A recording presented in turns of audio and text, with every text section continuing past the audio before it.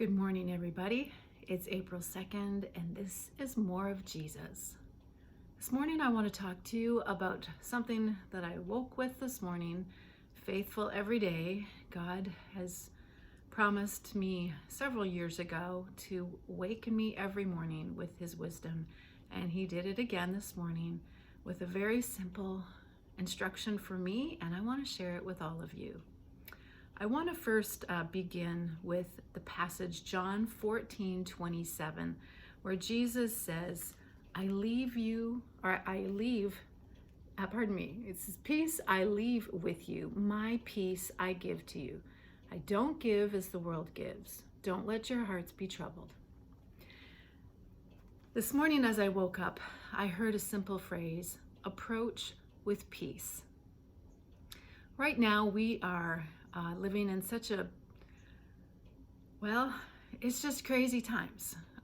With the quarantine going on, we are all being cooped up in our own homes, asked to limit interactions and travels, and are totally shut down our normal life. And that looks different for many of us. Some people are in the healthcare area of work, some are in agriculture, and they continue to work, and it's just a really challenging time, especially for those who are separated from family members.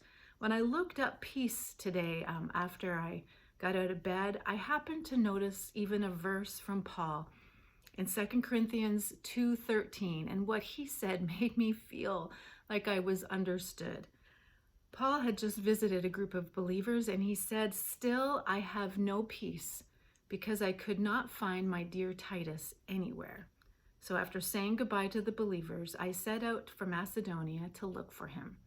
Paul was expressing the anxiety and the anguish that he was experiencing because he was separated from someone that he cared for.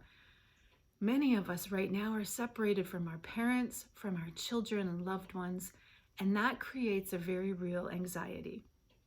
All of those pressures and anxieties put together, I want to encourage you as I am encouraging myself today. We still have interactions with lots of people, and every one of those interactions, every one of those hearts that we are approaching is suffering some type of anxiety and pain from what we're going through.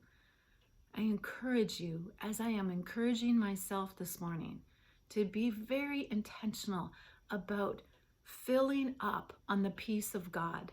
That will mean for some spending more time in quiet, in reflection, in worship, whatever feeds your soul. All of us are very different about what feeds our soul. For me, it is silence alone with Jesus. For some, they love to talk, and I love watching those people, but wow, it drains me.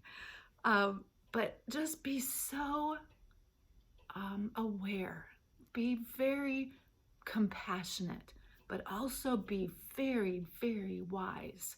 You have to guard your peace so that when you are interacting with the people that you will come in contact with via phone or email, approach with peace. We know that the peace of God is greater than all of what we comprehend in this world.